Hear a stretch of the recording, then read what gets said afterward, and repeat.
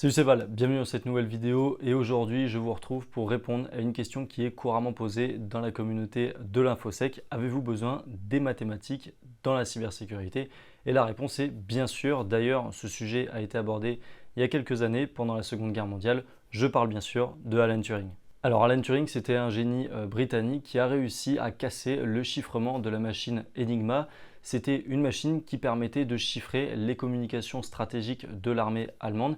Et en réussissant cet exploit, il a permis de réduire la Seconde Guerre mondiale de plusieurs mois et de sauver d'innombrables vies. Pour ça, Alan Turing a conçu une machine plus performante que les premières versions polonaises appelée bombe, qui avait pour but d'essayer un ensemble de clés potentielles sur les blocs de communication d'Enigma. Il a donc été le premier à travailler sur ce que sera un ordinateur et la puissance qu'il pourra avoir pour les hommes et les événements. Et d'ailleurs, à cette époque, c'était tout simplement de mettre fin à la Seconde Guerre mondiale. Et donc pour cette vidéo, cela m'amène à diviser la cybersécurité en trois volets, en tout cas pour la partie mathématique. On aura la partie technique, la partie de l'être humain et enfin mon expérience. La cybersécurité et les mathématiques évoluent constamment à tel point qu'aujourd'hui il est compliqué de pouvoir tout maîtriser, en tout cas pour la partie cybersécurité.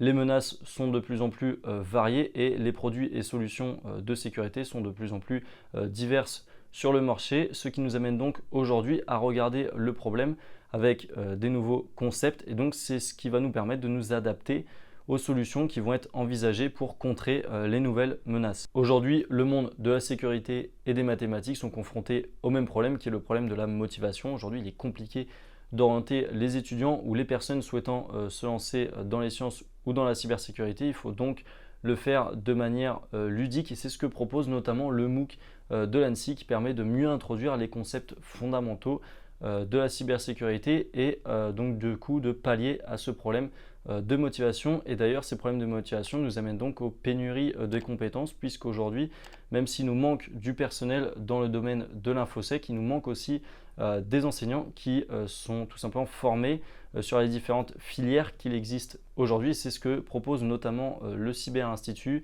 qui vient pallier à ce manque d'enseignement. Et d'ailleurs, je vous invite à vous rendre sur le Cyber Institut pour directement prendre les fondamentaux et quelques parties de la cybersécurité si vous souhaitez vous lancer dès maintenant. Pour reprendre la question du début de la vidéo, avez-vous besoin des mathématiques dans la cybersécurité? Eh bien, en définitive, cela va dépendre vers quel métier vous souhaitez vous lancer. Par exemple, on va avoir cryptologue ou encore développeur de solutions de sécurité ou encore auditeur de sécurité technique.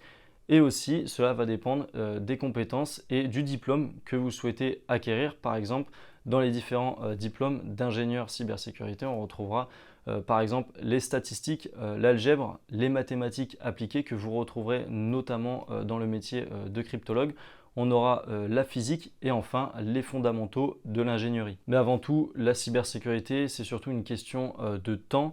Et pour la partie technique, par exemple, quand vous aurez un programme informatique ou un problème en mathématiques, vous allez avoir des bugs ou encore des erreurs et il va y avoir des moyens qui vont être mis en place pour y faire face, mais ce ne sera pas toujours rapide.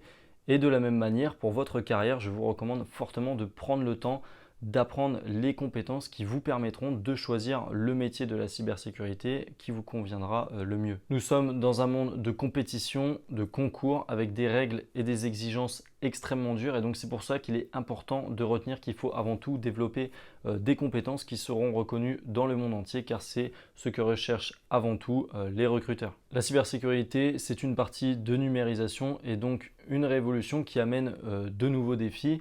Et pour réfuter une idée reçue, non, l'intelligence artificielle ne remplacera pas les mathématiques et donc la cybersécurité. On peut notamment citer les différentes embauches que fait la NSA, donc la National Security Agency aux États-Unis, en recrutant des mathématiciens pour travailler en tant que contractuels. Cela m'amène donc à conclure cette vidéo et si vous avez aimé le contenu de cette vidéo, je vous recommande fortement de rejoindre le Cyber Institut et de lire les différents articles qui sont disponibles et qui vous permettront de commencer votre apprentissage dans la cybersécurité et pourquoi pas d'envisager une carrière professionnelle dans les différents domaines qui s'offrent à vous. Pour moi, c'était tout pour cette vidéo. Je vous souhaite une très bonne réussite. Ciao, ciao!